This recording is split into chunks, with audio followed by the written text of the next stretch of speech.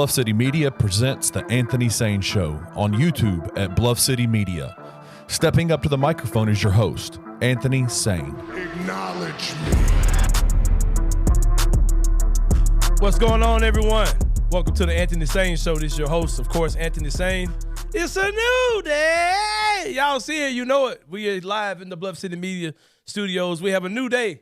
We are airing on Wednesdays and Fridays now. It feels good, Kenny Stubblefield, to be here twice a week for the people, man. I try to be a man of the people, man, and I'm here. It's Wednesday, man. Yeah, we got a new show, man. I'm excited. I'm excited for sure. We got segment names. We got names to our segments too, man. We'll run through those today. The segment we are in right now is called Since the Last Time We Talked. If you like it, put it in the comments. Say that's cool. The premise of that is since the last time we talked. that's what the premise is. It's pretty clear. It's in the title. Yeah, it's pretty much is what it is. I will set the stage today. Exciting guest coming on with us in segment 2. CJ Hurt, producer, mega producer. I call you a super producer, Kenny. CJ's another level. CJ might be the only mega producer in the city of Memphis. CJ's another level. Yeah, he's because I call him a co-host, but he's the producer of the Jessica Benson show with CJ Hurt. He's going to join us. A lot of things to talk about, man. Hope I can get him to talk about some things that can encourage some people, man. I want to hear his story of how he got started, some tips he has for people who are trying to get through in this industry. Hope that people tune in and watch that second segment. I really want to get him to talk about those type of things. Hope he talks about that. So excited to have CJ Hurt. Of course, he can talk about the whole gambit. We're going to talk some NBA stuff, some Grizzly stuff as well, just to see where he's at as far as that goes. Excited to have him on. Also, going to have the three-pointer. That's going to be some basically mostly NBA stuff we'll talk about in the three-pointer today. Special edition of Inside the Same Brain, a Juneteenth edition. Let's go. I'll talk about my views on Juneteenth today. But to start the show off with since the last time we talked, biggest issue since the last time we talked, of course, is the announcement of the Ja Morant suspension, 25 games given by Adam Silver after all the hoopla, all of the waiting, the speculation, trying to decode what he was talking about. What is the additional information? All these type of things. 25 games is a suspension that Adam Silver dealt out for Ja Morant. This is followed by a statement from Ja Morant that did not look as chat CPT manufactured as the last one. Much more organic, much more authentic looking statement from Ja Morant that seemed to pretty much accept the discipline that was given to him. That of course was followed by Nike saying that they're excited to still work with Ja. Look forward to him, getting this shit together. Basically, was Nike's statement. Then the National Basketball Players Association. Not sure of the lady's last name, but I saw Tamika. Yeah, and that was enough for me, Kenny. I know many strong-willed Tamikas in the world who have spoke up on behalf of black men. And when she came out with a statement, I was like, I don't want to mess with her. Yeah, her name Tamika. That's all I need to know. She ain't bullshitting is all I know for sure. So shout out to Tamika, who basically said that there are things in the contract. We, as suggested, as predicted by us, shout out to Tammy Sawyer, who came on to kind of open the door in this whole way of thinking. She was saying that it needs to be more than just a suspension. It needs to be something implementing something that can actually help Ja, whether that's therapy or whatever it is. And we there's a vague idea of what those things are. We've all made assumptions. The NBA's National Basketball Players Association, they don't know what those things are. So they suggested an appeal, that Ja should appeal the time, the length of the suspension, and also the details of the additional things that Ja has to do. And Kenny, I thought we were done, but go ahead. It did feel a little bit weird that they didn't put any specifics of what those benchmarks were. I thought right? When he announced the suspension, we were going to get this lengthy tweet thread that lists all these things that they want Ja to do, these benchmarks, and none of that was in there. It just said that the extra things are in there. And also something else a lot of people are kind of sleeping on, the suspension isn't a 25-game suspension. That's the minimum. That's if Ja clears these benchmarks that the league wants him to. And that to me is an issue. Like, you can't put just ambiguous benchmarks in right. and say, hey, it could be 40 games. It could be 60 games if you don't meet these. Well, what are those? Like, tell me what those are. And this whole thing feels a little wild simply because of that. But we'll see how that goes. Oh, but then I went to sleep that night, Kenny Stubblefield, and I woke up to more John Morant news. Man. Have you ever before you start? Does he have a snitch in his circle? It seems like it to me, man, because that video seems like something that went out either in a group text To his people. or a what's the thing on Instagram, close friends or A circle, basically. It seemed like something that was in a group chat that got out. 100%. I don't think that was Ja intending for that to get out to the public, or even something. I don't even think there's something that he even sent to Adam Silver. You know what I mean? I don't even think that even went out to the league. I think that was something that he sent out to his family to just calm his family and friends down. Like, I'm not as crazy as y'all think I am. Like, relax or whatever. And for that to get out, man, like, that dude's got, man, that dude's got that thing up, man. That's a weird situation for sure, man. I didn't want to spend a lot of time on that because that doesn't feel like new news anymore. That feels like something that happened 2 weeks ago. Yeah. Even though it was just a few days ago. Here's my thing. I'm pulling for Ja, of course, to get this taken care of. I think he's capable of getting it taken care of. 25 games is a lot better than some of the nonsense and that people were talking about. I salute myself for being one of the people who told y'all relax and to end all the nonsense narratives that have been spewed around. I don't get it. I don't get why people got so excited about it. But, yeah, 25 games, it is what it is. Still feels like a lot to me, man. Yeah, it feels like a lot, man. That's more than a quarter of the season. And he's automatically out of contention for any postseason awards. I'm going to make a prediction and say that Ja probably will not appeal this. I would not be surprised if he did, but I'm going to say that he's not going to appeal this. But I think if he did, he could get some time pulled away. But I think Ja's just going to do what he has to do, clear his name, get back out there, be awesome, make better decisions, and I think everything will be fine. In other news, of course, Bradley Beal is been traded to the Phoenix Suns. There's other shit I didn't expect to see, as this week went on or whatever. You called that shit from the beginning. I told you they were going to give him away. Like somebody was going to get him for free. I didn't say he was going to Phoenix. I thought they were going to give him to Miami. But we were just talking about how the super team era was on life support, Kenny Stubblefield. But a man of God named Bradley Beal seemed to revive it. Yeah, revive it, man. The prayers of the righteous, There you go. But yeah, the no trade clause thing sucks to me. I think it's wild that he was able to literally pick where he wants to go because of that. No trade clauses are typically not set up for this type of situation. They're set up for a situation where a guy or a team is ready to move on from a guy. And, the guy's okay, man, don't send me to no crap situation. You know what I mean? Like, if you want to move on from me, you just can't send me anywhere you want to. It's typically not set up for a guy who you're trying to get, like, he wants to get away. Or it's usually not a mutual conversation with a no trade clause. And the fact that they were trying to get him out of there and he could pick his team, and not only pick his team, but pick, like, who comes back in the trade for him. Way too much freedom to give a guy. Way too much power to give a guy. But I'll say this, man. I'm not mad at the fact that a player took full advantage of a dumbass front office at the time. Bradley Beal is a hell of a player. He's been hella consistent for them as far as, when I say consistent, I don't mean on the court. Consistent as far as being happy playing for Washington. Being a company guy. Yeah, he's never been the guy who complained about this and that. Never heard anything about him wanting to leave. Has been the total opposite. He's wanted to be there. He's been a team player. I think that him having that no trade clause, kudos to him. I think it's great that he had the ability to go where he wants to go. He's been a company man. He's been loyal to the organization. Salute him being able to, go out and do something like pick what team he wants to go to. I think it sucks.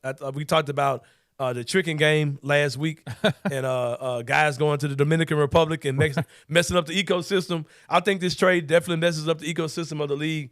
It's gonna get an influx of guys back into the league who were fringe players as well, probably as far as guys signing on minimum contracts. Makes me wonder what Carmelo Anthony's doing, if he's really sure he wants to retire or whatever. But they'll figure out a way. I know Paris Sharkey's been working out a lot. Yeah, Paris I know, right? From BCN's been. He's still got. He can get out there. He's been working out. He trying gave to get ready. Coons some minutes out there. Yeah, man. Yeah, but they'll figure it out.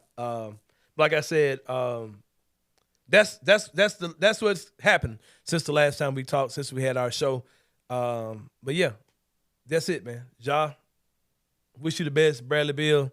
I ain't mad at you, but I'm mad at you, bro. because it kind of feels people are kind of throwing around the Boston comps with KD being the Kevin Durant type figure, Kevin Garnett type figure, Bradley Beal being the Ray Allen, and Devin Booker being the guy that was already in Phoenix, just like Paul Pierce was the guy who was already in Phoenix, whatever. But I don't want to go there. I don't think it's that level of overall talent. I got a question for you before we close this segment out. Mm-hmm. 2 years ago, Chris Paul, Devin Booker, Mikal Bridges, Cam Johnson, DeAndre Ayton, Monty Williams. Yes. The answer is yes. That is a more championship-ready team. Is that not a better team than what they have right now? Yeah, because you got to have some depth in the NBA. I think we saw that in the playoffs. I'm not talking about 10, 11, 12 guys. You got to have 7, 8, 9 guys that can play and that know each other. Chemistry matters a lot, man. Are these guys going to be able to go into camp and have that chemistry? Most of these super teams, that first year, it don't work. The Heatles, whoever you're talking about, that first year, it doesn't work, man. A lot of times it don't work at all. So we'll see. We'll see how that goes. I'm mad at Washington more than anything. Man, come on, man. It's a poverty franchise, bro. Because an option that they had was not to trade him. They didn't have to trade him. They didn't have to do it, but they did it, and they got nothing back. Yeah, or they could have bullshitted around and waited until the season starts when the offers would have been a little more dried up, rosters would have been a little bit more set, and then they could have made this deal. But doing it now in the butt-naked postseason summer right after the championship, before everyone else could even make a move, it's wild, man, for sure. But we're about to take a break, man. When we come back, new segment, the Sit Down with Sain, is going to be next. Our first ever guest on a Wednesday, my boy CJ Hurt from Grind City Media, the Jessica Benson Show with CJ Hurt. He's going to join us today. Know it's going to be a great conversation. We'll see you guys in a minute on the Anthony Sain Show.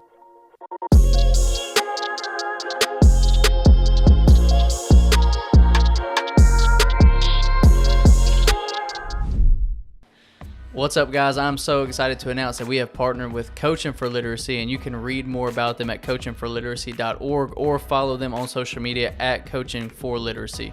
Your subscription to Bluff City NIL is 100% tax deductible because of our partnership together. Thank you for supporting Memphis Tigers student athletes and helping promote the monumental cause of childhood literacy.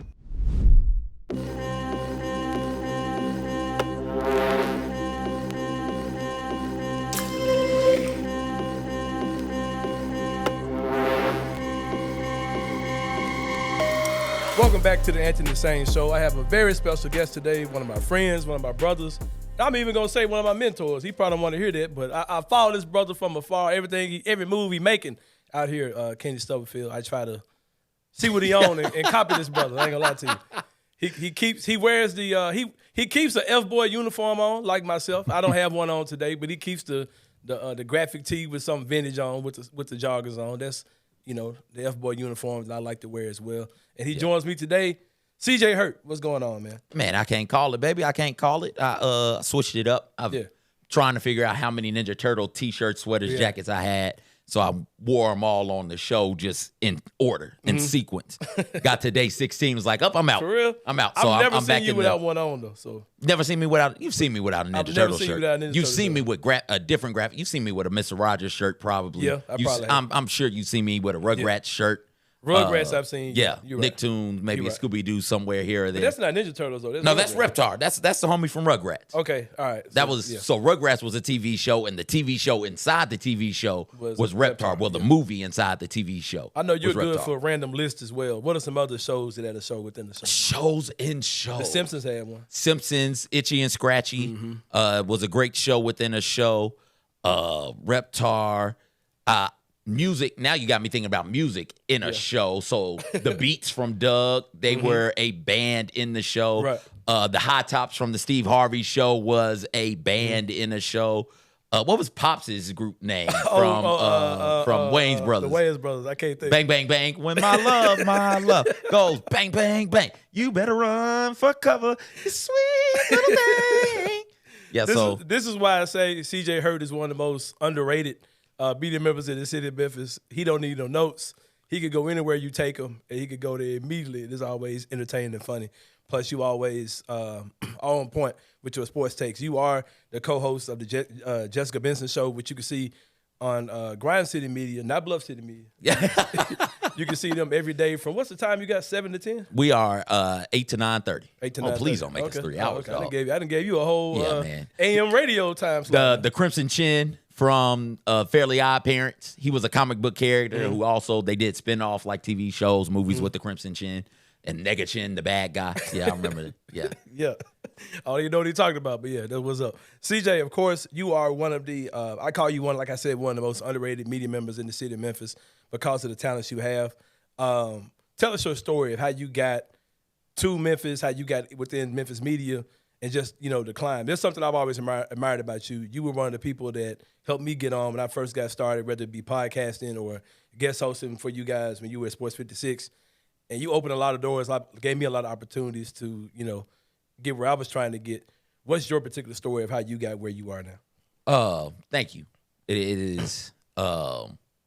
It warms my heart. I swell up a little bit when people say, "Oh, mentor, somebody who's helped me out along the way," because I had mentors along the way, and I had people help me out along the way.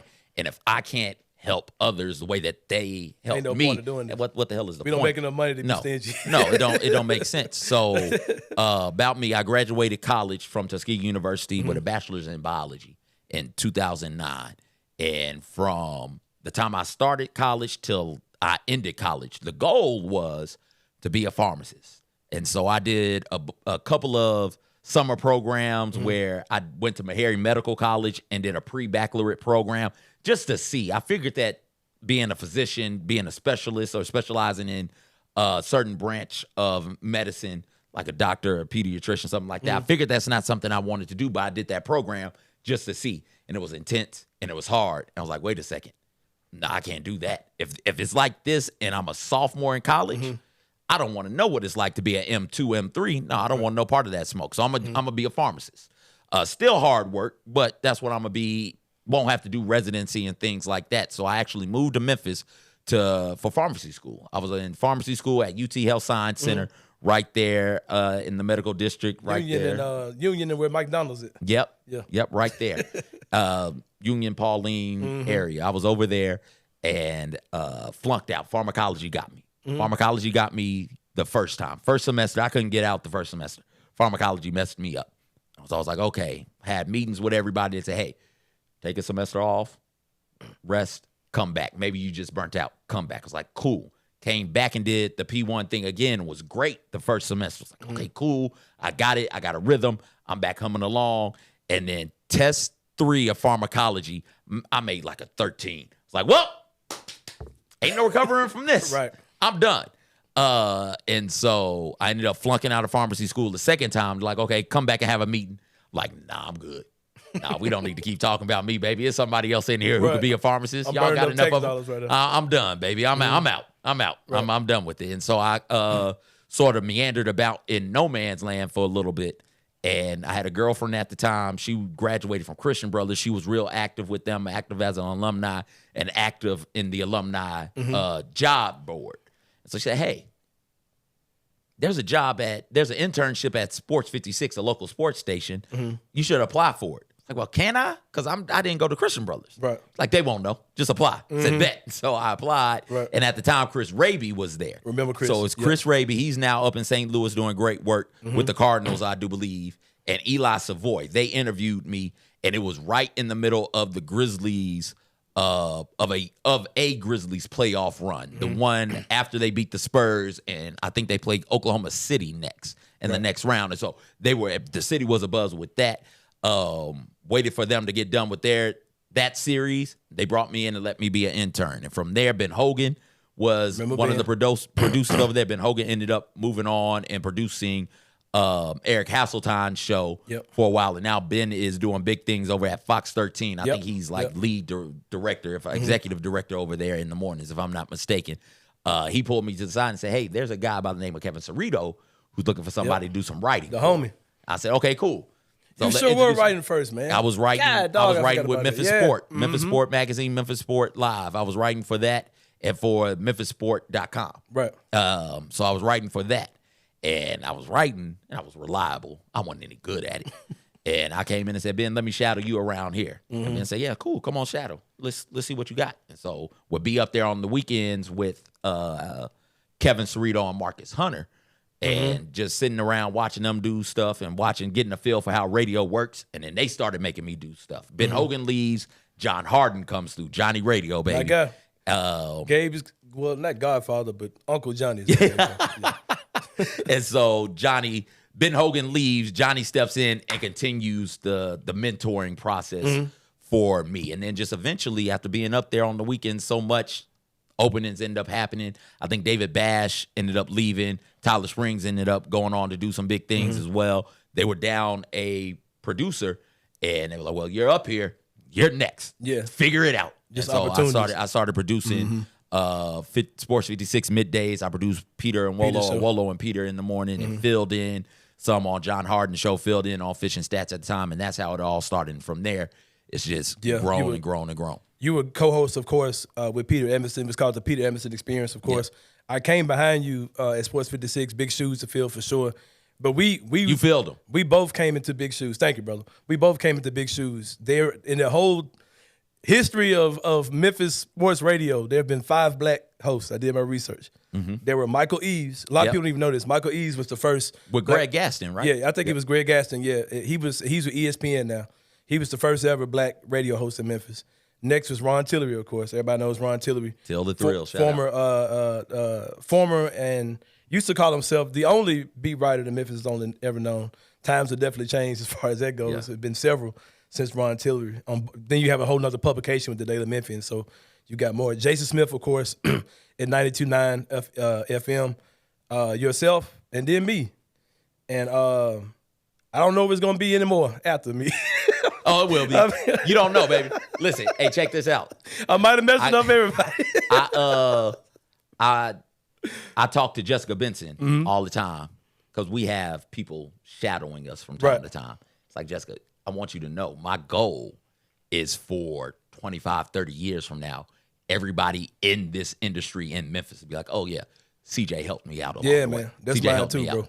CJ helped me out. And so I got a group of young people just itching, boy, in the D League. Get me with you, bro. Get me with you, man, because I definitely have a heart for that. And that's part of one of the things that why me and you click so well. We both have a passion for the next generation, man, for sure. Whether it's, just kids in general or in our industry. So for sure, I definitely want to get with you on that. So with that being said, what does that mean to you to be in that small group of people? And like you said, because I'm sure you get the DMs like, man, I want to do what you're doing. What advice do you give? Like, how do you respond to that type of stuff? It's shocking. Yeah. It's like, you want to be me. You send a couple of tweets out. It's like, wait a second, dog. Like, I'm reading the names on the list. No, I don't. It's like Jalen Rose, Doc Holliday, Jarvis Greer, Mike Wallace. Like, yo, you know what those people, you can't put me up here with them. But when you lay it out like that, it's like, oh, no. You just got to take it, You kind of can. So, once I get over the shock, it takes me a little bit to get over the shock. Then I go into, hey, what would you say to young you on the way up? And it's just, Bow, here's everything you need to do. Here's how I did it. Here's everything that I did. Here's how I did it. Now, that might not work for you because there was a lot of long nights. I had, at one point, trying to get on full-time at 56. I was working in medical billing. I was working trivia 3 to 4 nights a week with Cerrito, and I was at that radio station. There were no days off of work, and the radio station wasn't paying. As a board op, I wasn't making it. I might have made $8 an hour. I wasn't doing it for the money. I was doing it to try and get experience, being a board op, running the board, and being around so that they see me up there doing work and knew that I was a reliable person. If you're a reliable person, everybody will rock with you. And if you're a person that doesn't make anybody else's job harder, in fact, if you can make it a little bit easier, take stuff off their plate, they'll love you for it. And so that's what I was trying to do up there at 56 as a board op. And then on top of all of that, shout out to Gil Worth and the OAM network, because he gave me a chance to have a podcast and work on that part of my craft. So I had a podcast with him that I was doing, and then I had another podcast that I was doing with a company called V Sporto. I think it was V Sporto. I can't remember exactly, but it was a Michigan athletic specific podcast. And so I was doing that one. So now we're at 2 podcasts and 3 jobs. Well, then I added another podcast on with Drew Barrett. Shout out to Drew Barrett, a former producer at Sports 56. as well. He went on to Arkansas and did some big things over there. I think he's back in the city now. He was my producer for when we were doing grind season. Me and Jason. Yep. And so we had a podcast, a Playing Hurt podcast. And so I had 3 podcasts. I was a guest on the Playing Hurt podcast. You were a guest on almost all of them. 3 podcasts, 2 jobs to make ends meet, and then 1 job with the hope that one day I can do this as the dream. So it was a lot of work. So I say all that to say, you probably can't do it the way I was doing it. Yeah, you might not be wouldn't set want up to do it the way I was doing it. There's got to be a smarter way to do it. But these are the things that you need to look at doing and accomplishing in order to get to where I am one day and to surpass me. Because that's the other thing. You don't want to be where you think you want to be where I am. Like I'm way out in front of you. You can barely see me, but I'm telling you, people behind me, listen, there's a whole crew of people in front of me that you want to be like. And so I try and guide you and guide them to those other people. Past where we are. You said something about, you mentioned podcasting a lot. And you talked about when people tell you, they're trying to get into what they're doing. And you talked about how even though you were working for the radio station, but you weren't an on-air personality, the time that you spent podcasting had you ready for when your name was called. Huge. Yeah. And I tell people that, like, if you're trying to get into this industry, man, get yourself a computer, get your cell phone if you have to. Record yourself talking to yourself about sports. Go back and watch it like it's a regular show that you watch it. And ask yourself, do you like it? You know what I mean? And tighten it up to the point where this is, man, I can't wait to watch my show again this week. You know what I mean? Because, like, I get excited seeing myself on this. You know what I mean? My son gets excited seeing me on this. Oh, absolutely. And it's just a process, man. I tell people all the time as well, whenever you're trying to do something in this industry, there's no such thing as free work when you're working for yourself. When you're trying to sell yourself as a brand, as an entity, as a personality, there's no such thing as free work. There's a lot of free work you got to do, man. I wrote for free publications, and writing for those free publications put me in network situations where I saw you and Kevin Cerrito when you guys were, covering Grizzly games. I met Jason Smith and these type of guys who really helped propel my individual career. So I just tell guys, just remain humble. And with this technology, man, you can set up a from the ground podcast for under $500 and be rolling, and it looks tight. You know what I mean? So that's just my advice to everybody. This is free game we give y'all with CJ Hurt. CJ, of course, is the co-host of the Jessica Benson Show with CJ Hurt on Grind City Media. He's my guest today. CJ, switching over to sports news, the biggest NBA news so far, other than the NBA draft and other than, crowning Denver Nuggets as the recent NBA champions, of course, is the big news that Bradley Beal traded to the Phoenix Suns. I tried not to throw shade on it too tough in the first round because I am a pro player guy. My thing is I'm not mad that he took full advantage of incompetent front offices. You know what I mean? That he had this super mega powered no trade clause. What are your thoughts on that trade? What do you think Phoenix needs to do? Are they the best team in the West? Speak on those type of things. No. They aren't the best team in the West. All right, we just saw the best team in the West. What they need to do is find a way to fill that roster out. And now, I guess Phoenix and the front office and the ownership is like, yo, we don't mind going into the second tier of the luxury tax. I don't know what that's called, the hyper super duper Sain they in the luxury Masters tax, of the Universe, whatever it's tax. called. They don't mind going up there because and they're going to have to go up there to sign players. Now, once you get there are some restrictions on the types of players you can sign. The quality that you have is in 4 players. It's in Ayton, it's in Durant, it's in Booker, it's in Beal. In no particular order. Right. That's what it is. You got Cam Payne, who's your starting, who will be your starting point guard. Yeah, so now you've got to try and fill that roster out with dudes who are possibly older. Very obviously, they'll be fringe NBA talent, maybe even G Leaguers, something like that. Right. What the hell is Lance Stevenson doing? Like that, that's what you're going Boogie to Cousins I guarantee you he's going to be on that roster. Hell, Dwight Howard. It ain't that expensive to fly from Shanghai. Get Dwight Howard to come through. So that'll be Lou Williams. Is the ink dry on that retirement? No, level? go get Lou. Yeah. Go get him. So hell, Jamal Crawford retired 2 or 3 years ago. He might have. He something played for Phoenix, right? Yep. Go get him. What are you playing for them? Yeah. That's how they're going to have to build this roster. And my issue with a roster built like that, is what happens when somebody goes down. What happens when you're not getting elite level production from guys you need to be elite. Like Devin Booker can't be great next year. He has to be elite. Kevin Durant can't be great. He has to be elite. Bradley Beal can't be great. He has to be elite. Right. So if one of those guys isn't elite, or God forbid, two of those guys aren't elite for whatever reason, then what are you going to be? And this is the issue with trying to build teams this way. Like, yeah, you can go out there and get 3 studs, but what's going to happen when you have to sit one of them down because of injury? What's going to happen when somebody's just off one night and missing a bunch of shots in the playoffs? Because in the playoffs, you'll play the same good team for at least 4 games. What happens when they get something figured out and throw something at you that you can't find a way around? Also, Nan time in either of those dudes' career, how I said, oh, he is a functioning defensive player.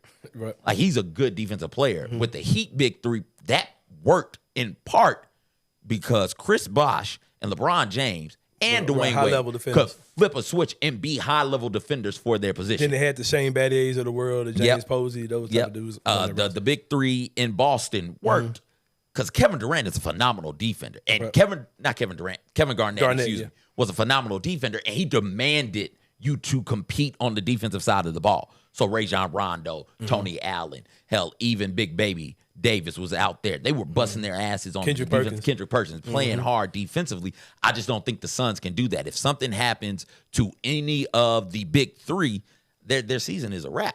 Yeah, I agree. They need to do something because if you look at it, I didn't think that team's problem was scoring. You know what I mean? Right. It was depth, man. They just didn't have enough guys that could play.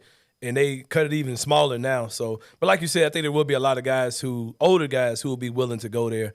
I'm hearing some ridiculous names that people are throwing out, like the Yuta Watanabes and Dylan Brooks and all these type of guys signing for the minimum. Those guys they can still, they still got paydays left in them. They're not going to go there for a minimum.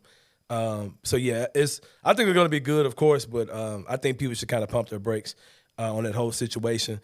As far as Grizzlies news is concerned, there's been a lot of reports out here pretty much confirming that Tyus Jones does look to be on the move, that the Grizzlies may be trying to move him. I already did a victory lap in the first segment about that whole thing. Because I've been telling people for a couple of years we just need to move on from Tyus. And I also talked about how, like, why are we assuming that Tyus wants to be here? It's like Tyus is still a very young player. He still has a full career to go. Why would he want to go into a contract year being a backup point guard, behind John Morant, when he can go out and really prove himself to get that next big payday?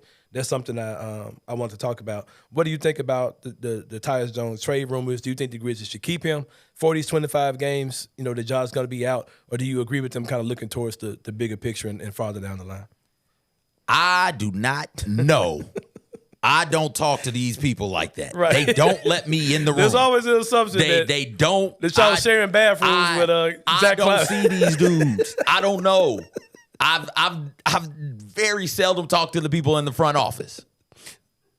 They cut you a check though, right? No, please believe it. Otherwise, I wouldn't be there, baby. But okay. they're not actually. Zach Clemens actually handing you a check. No.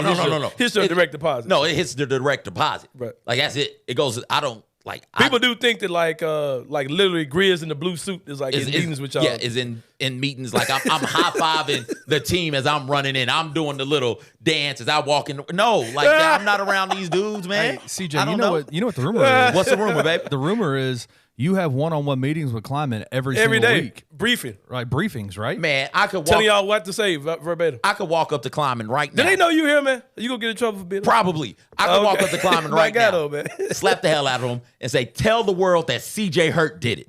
And walk out and come be like, yo, you wouldn't believe what just happened to me. Some random ass dude slapped the hell out of me. I have no clue who he is. I done forgot his name already. These people don't know me, pay man. This guy? Oh, okay, no, man. they don't. So I just want to make sure I get that said. Now, on to Tyus. I like Tyus staying. If he wants to stay, I think you keep him because of what he brings you as a floor general with the second unit and when John Morant is out. And John Morant has had a couple of injury bugs in past years. He's also had a couple of off-the-court issues, some of the issues leading to him being out, as of right now, 25 games. And so that's over a third of the season right there. I think having Tyus here absolutely helps that. And then having a backup point guard to run the second unit absolutely keeps things flowing for you offensively.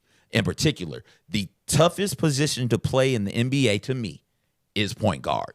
The decisions have to be made so quickly. You have to be so crisp with the passes. Never mind trying to be a playmaker. That's just to get into the offense. And then think about the dudes you have to be able to guard at that position. So if you get a quality one, you need to hold on to them. That is my thought. And Tyus Jones is beyond a quality point guard. But Anthony, you're right. Contract year. If it was me, I'd be thinking about the long term. I'd be thinking about money. Specifically, that's all that motivates me is money, y'all. So that's what I would be thinking about. And so from a monetary standpoint, I think that it could also help him to stay still because you get to say, hey, look at what I can do when I start. Well, why didn't you go someplace else to start? Right. Don't worry about all that. You got enough film on me starting. Look at what I can do. Right. And then you can, find a sucker to lick and get all the money to be somebody else's starting point guard. Now, what can you fetch on the market for Tyus? If you can get something that helps the team win immediately, like tomorrow. Like you make the trade today and tomorrow at 12:01 a.m., you're like, oh, we can win right now. Then absolutely, you do that. He's not somebody that is untouchable for this team. I think there are 3 untouchables in Bane, Ja, and Jaren. So you listen and you try and get the absolute best you can for him.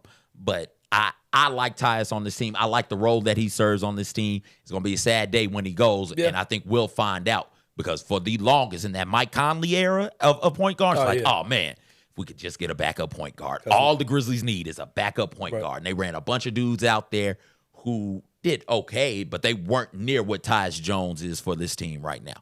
Yeah, I can definitely understand a lot of stuff you're saying. I think that small forward position is a bigger need, but Tyus is legit, and I do think if he's here, that makes your team that much better. The bump of Ja not being here would be better. I get your side. I don't particularly agree with you, but you my guy, so I'm gonna let you have it. No, you got it, man. Listen, that's his thing, man. We are talking, we're discussing things. There's a smart way to disagree. Yeah, for sure. We don't have to scream, holler, and shout at one another. Or choose a fake side. Yeah, like no. The stuff you see on TV. You feel like the small four is more important than the backup. He feels point like guard. more of a luxury than he is a need. You know what I mean?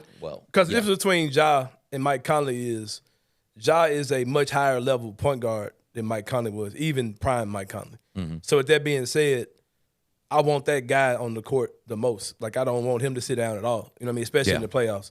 Those guys really don't matter as much in the playoffs. So, I mean, I get both sides of it. But I think a lot of language, what I'm resting on now is that a lot of the language you're seeing in the rumor mill sounds like it's not just we're going to trade Tyus kicking and screaming. It sounds like I do want to prove myself. Okay. Somewhere else. That's where it kind of reads to me from the stuff I'm reading. Listen, every team has needs. The Denver Nuggets won a championship, and guess what? They got needs also. So if you can if moving on, because Tyus is a luxury. He is something that you'll look back on it 5, 6, 7 years from now and be like, oh man, I miss the Tyus Jones backup point guard days because he was so good, so instrumental in running the team, and he was a luxury. Right. But if you can move that luxury to fill 2 more needs, even if you end up creating a new need.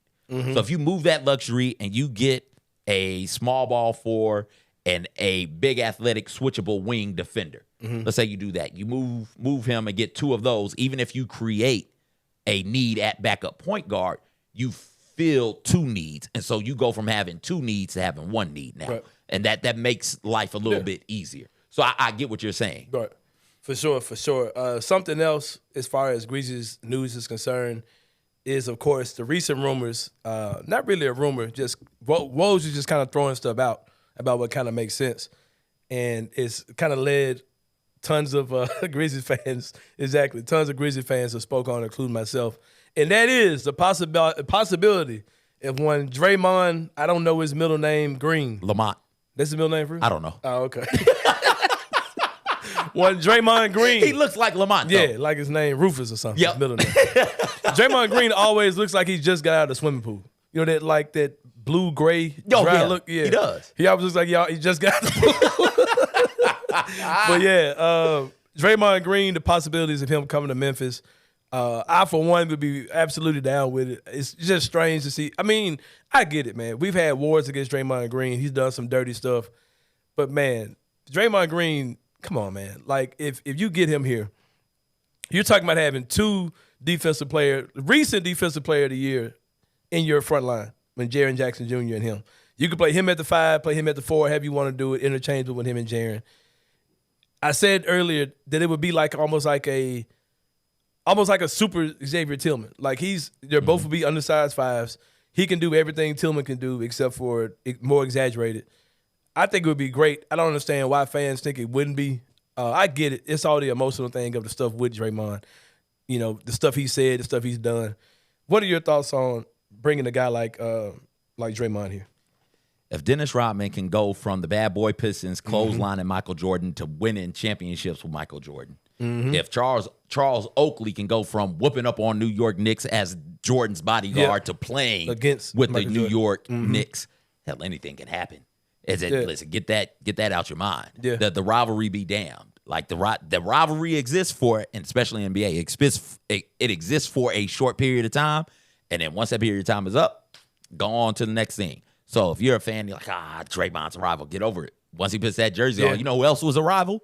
Steven Adams. Yeah. People hated Steven Adams. Yeah, Steven Adams was a nasty dude, man. Said all types of bad things about Steven Adams. Steven Adams comes to Memphis, goes on the Chris Vernon show, talks with an accent, says, hey, people were mad. Y'all were mad at me for getting punched in the face. It's like, this guy's lovable now. We love him. He's one of us. So get out of here. Listen to that accent. It's Listen fine. to him. Mario Chalmers. Oh, he's got gold teeth in his mouth. Look at that. Mario Chalmers. Remember that? No, we don't want Mario Chalmers. He's a tiger here. killer. He killed the Tigers, crushed our hearts. Mario go out there and have a couple good games. Hit a couple threes.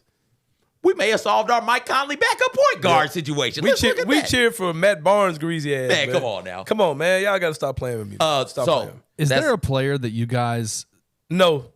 wouldn't? No. Is there somebody that you said when they came to the Grizz, you were like, man, I'm going to have to grin and bear this one because I just don't, this is not my guy. If it's like legal issues, like he's got character flaws, I'm not fooling with that. But like if it's like, that guy was just a jerk when we played against him. He was like, mean to my team. Yeah, he gave us a double bird walking off the court. Man, I would take Draymond and Chris Paul on my roster right now. I don't know what y'all talking about.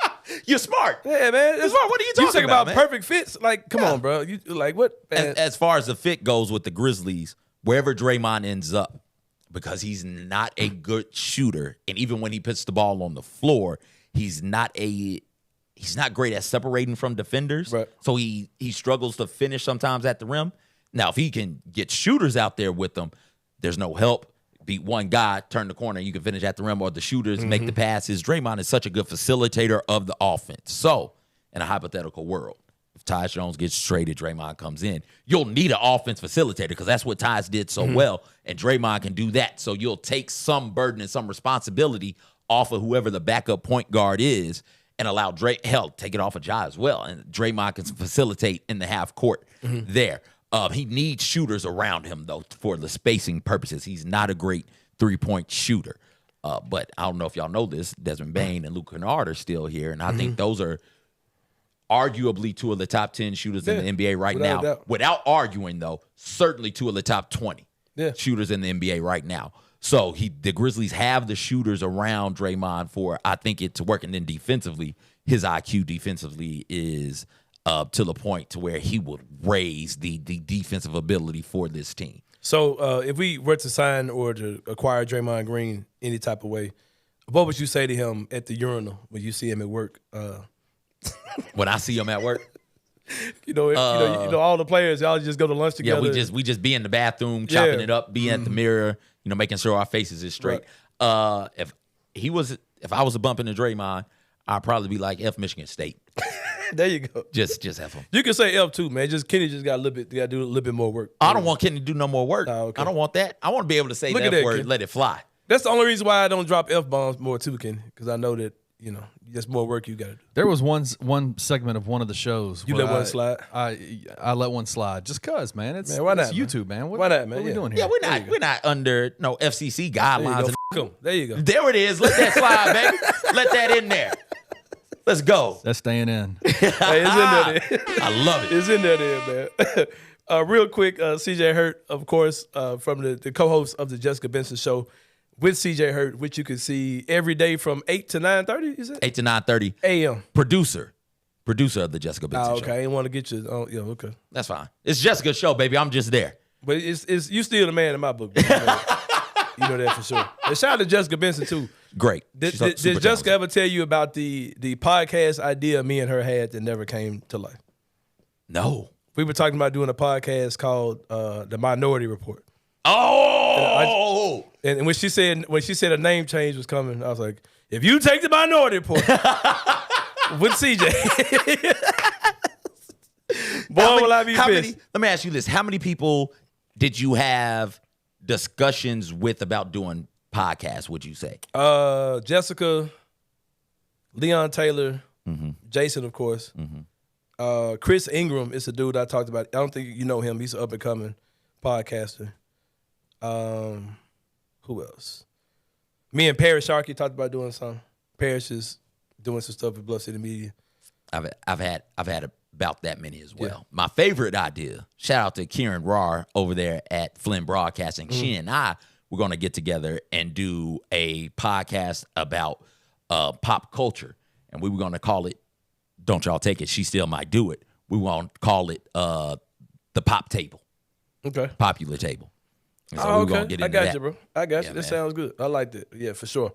But wrapping up real quick, CJ, what are your overall expectations for the Grizzlies? Because mine have changed. I was bullied into submission watching this year's playoffs. Watching the Lakers be trash for 80% of the season. Oh, come on, man. And then okay, let's go ahead and play basketball. And getting our ass up out of there in the first round and just seeing that experienced teams win, seeing Miami with Jimmy Butler and dudes beat Boston, who's a young, super talented team. It just seems to me that young cores just can't win. Historically, it hasn't happened. Young core teams just don't win championships. Guys have to be battle tested. They got to be 26, 27 years. It just seems that way. And it just made my expectation level for the team change, which is why when the Tyus Jones arguments come out, I don't even have as much animation about it because I'm like, hey, if Memphis just says, all right, we're about to go draft our small forward this year, I ain't mad at that, man, because it's it seems like we're not going to win until Jaren Jabane are 26, 27. It just seems historically where things are. Where are you at as far as expectations this year? Like I said, mine have clearly changed. I explained why. What do you think we should expect as fans for the Grizzlies next year? The company line is success isn't linear, right? That seems to be the company line. Now I did get that one. I think they sent an email out about that. I'm joking. T-shirt. But it's true. It's true. As great as Michael Jordan was, and Michael Jordan was great in the mid-'80s. Did he get out of the first round? No. And Larry Bird was getting an ass about it every year. Larry Bird was working Mike. Working them. Never mind the bad boy Pistons and what they were doing. Bird was there's something to be said about having those scars, having those wounds, being battle tested. And the Grizzlies do need to get that. There's a maturity that comes with disappointment, with failure, if you allow it to seep in and sink in. And from all of the exit interviews and the general vibe around the team, from where I sit way away from them dudes, it feels like, they're sick of this. They don't like this anymore at all. Right. They seem to want to be taken a bit more serious. And so they've chirped their way into getting attention.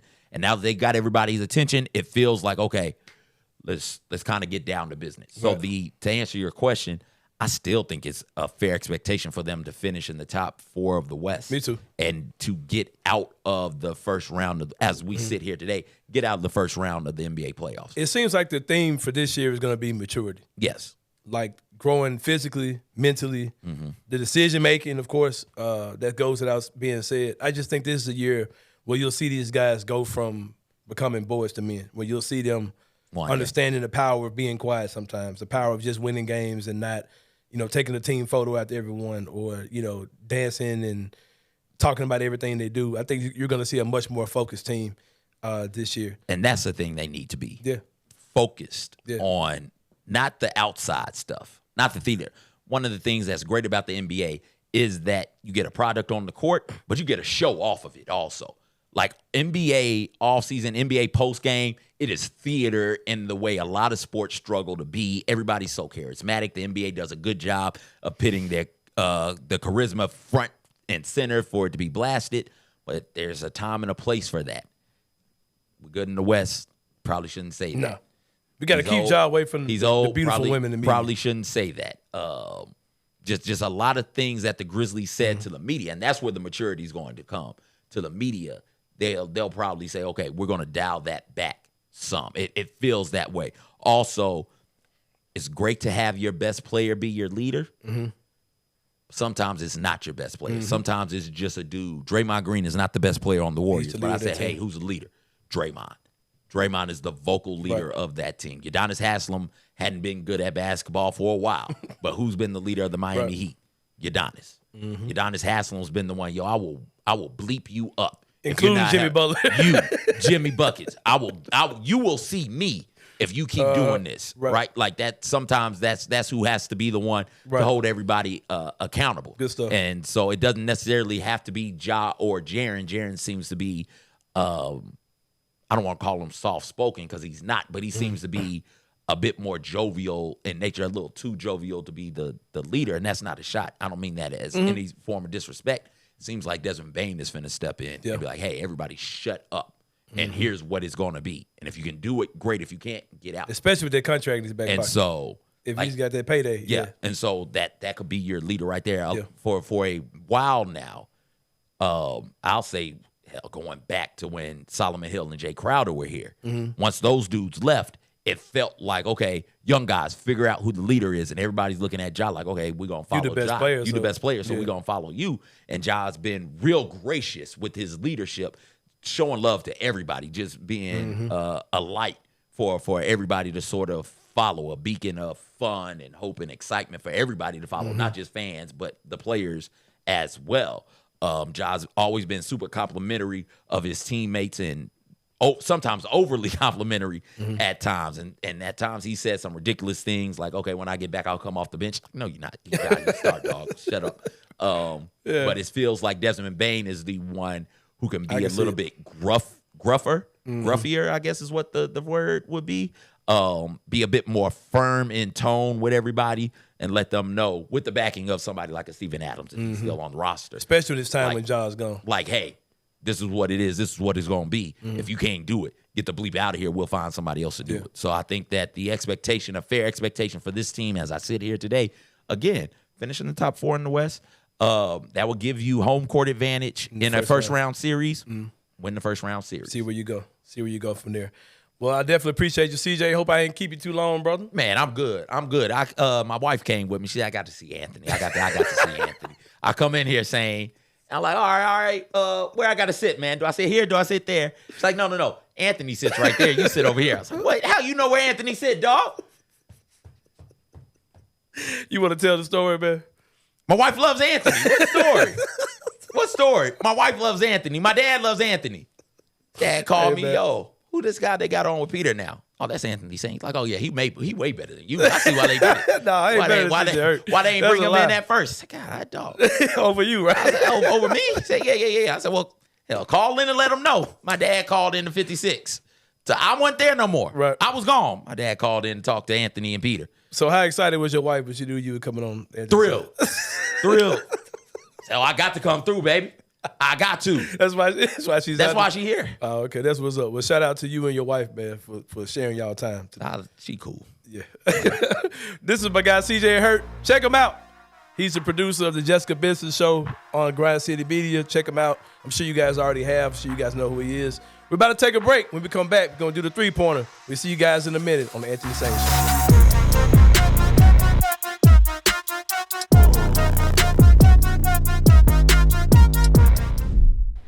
What's up, guys? I'm so excited to announce that we have partnered with Coaching for Literacy, and you can read more about them at coachingforliteracy.org or follow them on social media at Coaching for Literacy. Your subscription to Bluff City NIL is 100% tax deductible because of our partnership together. Thank you for supporting Memphis Tiger student athletes and helping promote the monumental cause of childhood literacy.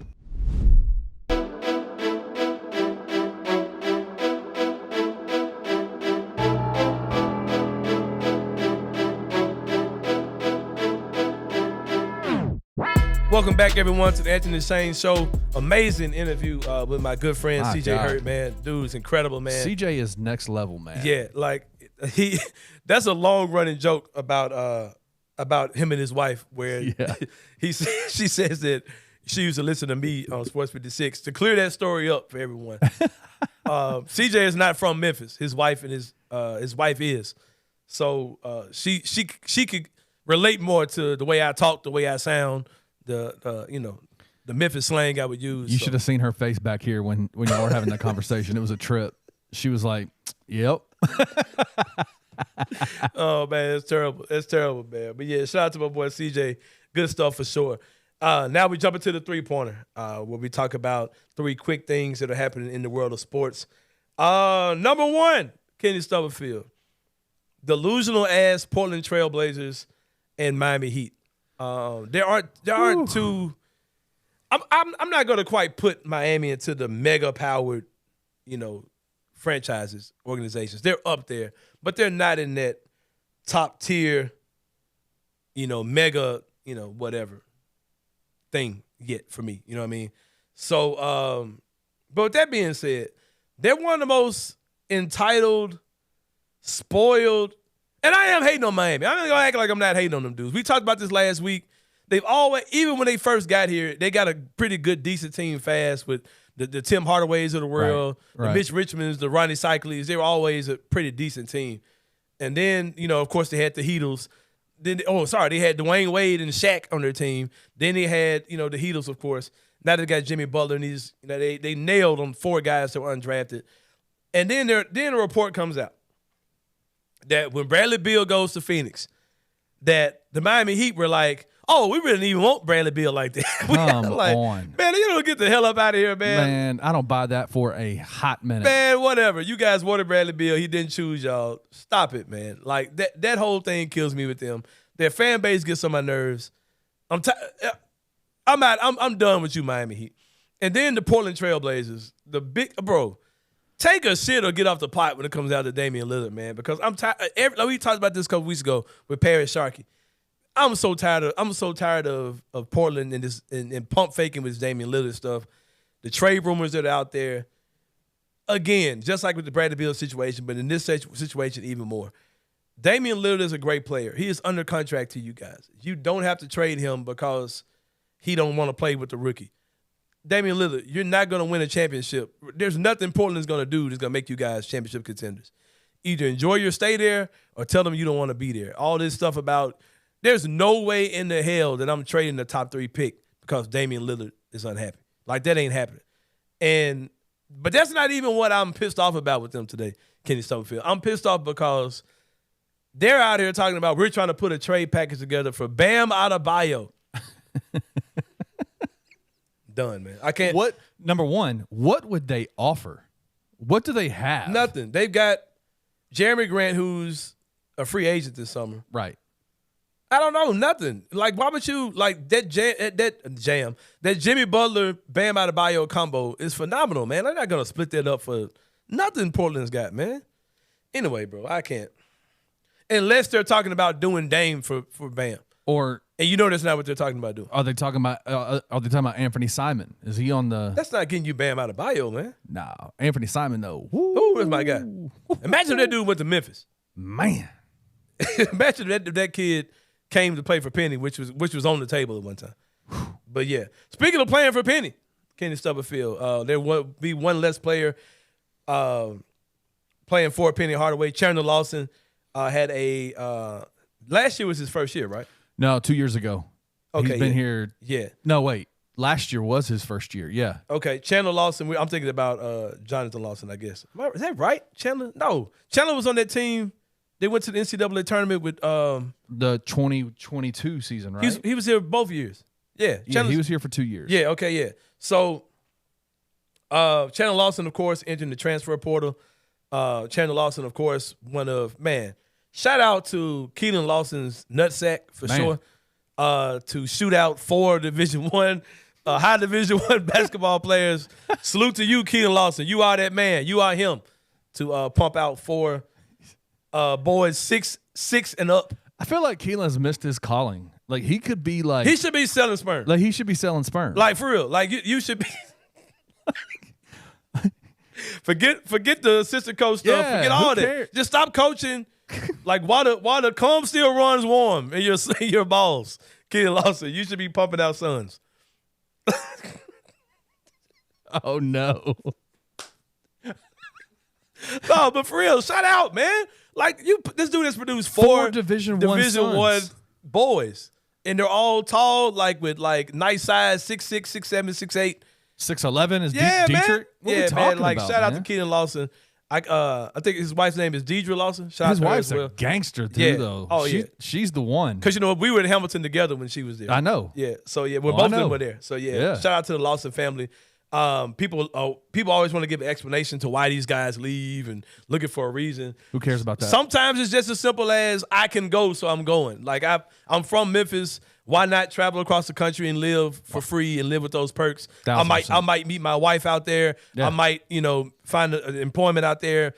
Anything, so why not take those opportunities? I know if I was a college basketball player or if my son was, I would encourage him, dude, go play for a different school every year. Get the hell up out of here for sure. So shout out to Chandler Lawson, the fourth Lawson son, one of the four Lawson sons to come through here. Wish him the best.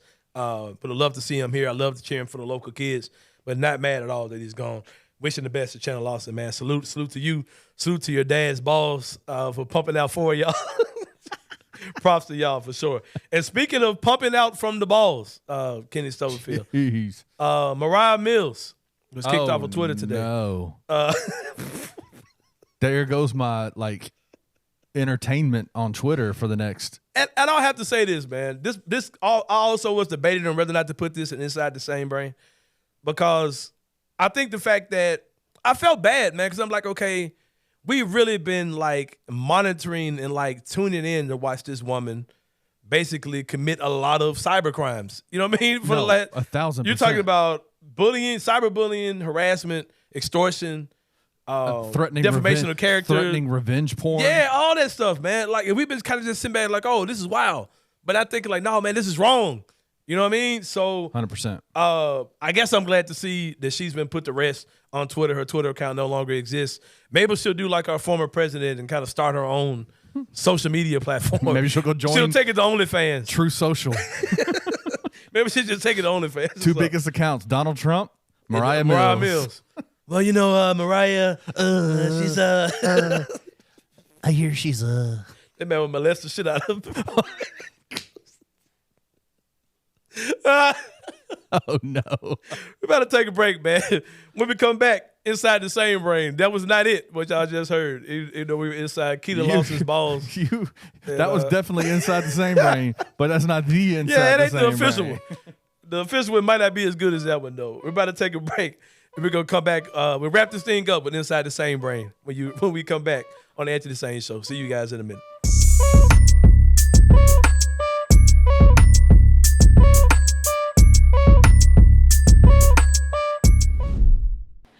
What's up, guys? I'm so excited to announce that we have partnered with Coaching for Literacy, and you can read more about them at coachingforliteracy.org or follow them on social media at Coaching for Literacy.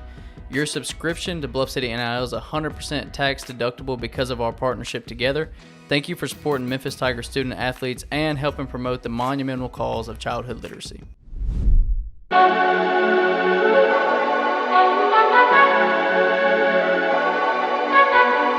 Welcome back, everyone. Final segment of the show, Inside the Same Brain. Shout out to all my guests today.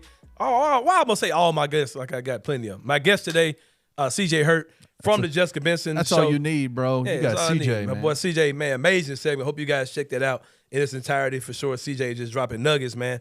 If you guys are trying to get into this industry, man, it was just some jewels that both of us were dropping, man, for sure. Hey, and tweet at CJ, man. He'll get if you want some words to Kleinman, man. CJ can. Oh yeah, taking a shit, and Kleinman might pull up on. CJ can fill them in their sure. daily meetings. For sure. Today's Inside the Same Brain, Kenny Stubblefield, we will talk about Juneteenth. It's a holiday that a lot of black people are kind of new to, including myself. I knew it existed, but I thought it was something for the wokety woke, super deep. I thought you had to have dreads and don't use deodorant and wear kente cloth and sandals. I thought you had to be one of them type of people and smoke a lot of weed. And the only thing I would do is, I ain't gonna put myself out there. But yeah, of that list is only one of those things I do. But, and I use deodorant, so it's not that one. You do smell good. Thank you, brother. I appreciate you. And I don't wear sandals either. But, or kente cloth. And I don't have dreads. All right, but anyway, Juneteenth. I'll say this. During the pandemic, a lot of awareness came towards Juneteenth because it seems like the George Floyd stuff was right before Juneteenth of 2020. And I remember during the pandemic, there was a different level of pride for it. And I remember Kenny Stubblefield in the city of Memphis. There were white people who did not understand why fireworks were going off every night from Juneteenth until July the 4th. The fireworks were literally going off every night. Now, how we got so many fireworks during the pandemic, I don't know.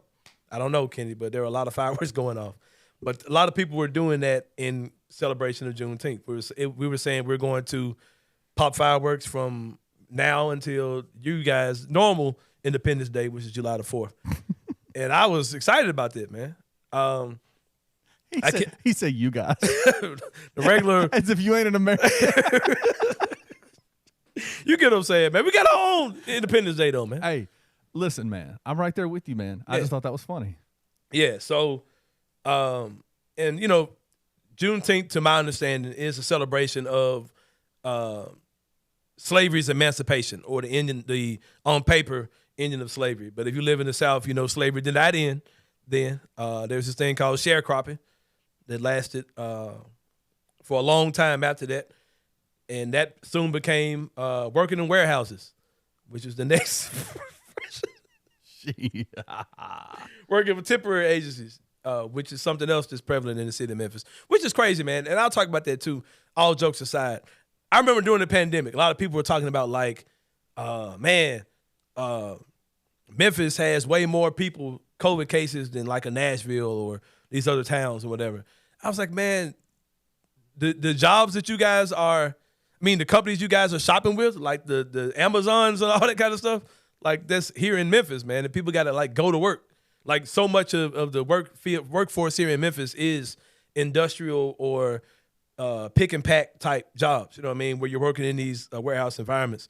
So that definitely affected the city of Memphis when it came down to COVID and COVID numbers or whatever. But back to the whole Juneteenth thing. I just think it needs a rehaul, Kenny Stubblefield. I didn't feel excited about it at all. This year, the job I have now is the first job I had where we were off for Juneteenth, which felt good to not have to do shit at all. I saw somebody saw a post that was like, it had quotations, Juneteenth is not a day off, it's a day on. Then they put, fuck that shit, I'm gonna get into bed. And that's dope, you know what I mean, to experience that. But it just seems like as black people, Kenny, I can't include you in this, which is why I'm remaining quiet. Right, but it seems like as black people, like, I'm not trying to say that all white people are Irish. I'm not saying that at all.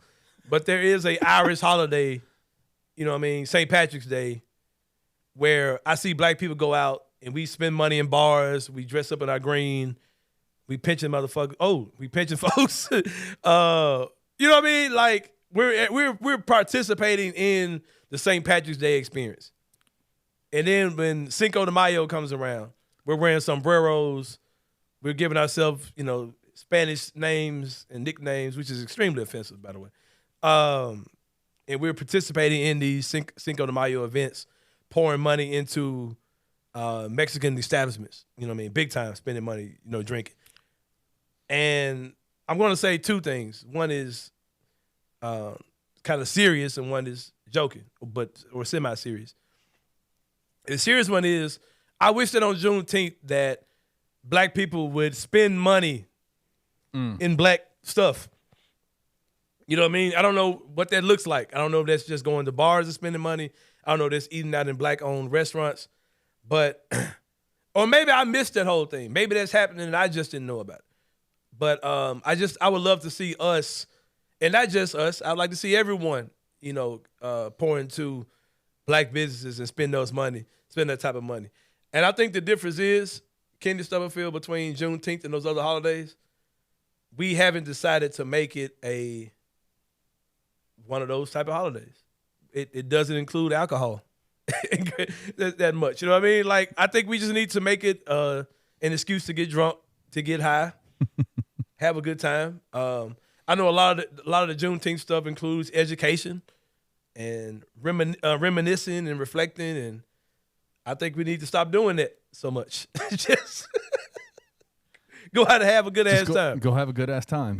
Just celebrate being black, being off work, and have us some good barbecues. Instead of reflecting. Yeah, I don't want to reflect on nothing. I reflected on Father's Day. That's another thing too, man. Stop goddammit putting Father's Day the weekend of Juneteenth. Because I went from being like lazy dad on Sunday to still being lazy on Monday and didn't want to do shit. So, but yeah, man. But that's all I got.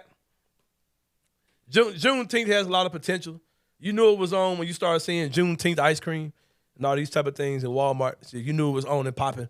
When Target had their line of clothing, it's the freedom for me and all that type of stuff. You knew it was. I heard Candace Owen wants to be a part of the man. The new, like, figuring out how to celebrate Juneteenth. No, that's not forward. what we're doing. That's not what we're doing? No. But no, man. I think it's got a lot of potential. I would love for it to be a crunk holiday that includes barbecuing, getting drunk, spending money with black vendors. So, yeah. Maybe I should set something up for that, man. Maybe I should make that a tradition. The Anthony Sain Juneteenth weekend. Extravaganza. Black folk shit. Let's go. Like real black folk shit. But, yeah, I'll be down for that, man. But a lot of stuff did happen. There were a lot of things that happened, but it just didn't feel as turned up as St. Patrick's and, Cinco de Mayo and all those type of things. But that's all I got, man. Y'all might not agree with me. Y'all might think I'm talking out of my ass, which is part of what I'm doing as well. But, Kenny, we're going to wrap it up, man. It was a good show this week. Doing this thing twice a week, man. I'm excited. We'll be back Friday. By the time we have that show Friday, the NBA draft will be wrapping up. We're probably going to have some new Grizzlies players on this roster. I'm super excited about it all. For Kenny Stubblefield behind the glass, this is Anthony Sain. We'll see you guys Friday on the Anthony Sain Show. Thank you for listening to the Anthony Sain Show. If you enjoyed this episode, leave a rating and a review wherever you download your podcasts. Also, like and subscribe to Bluff City Media's YouTube page. For comprehensive coverage of Memphis sports, head over to www.bluffcitymedia.co and find out how you can become an insider. We will see you back here next week.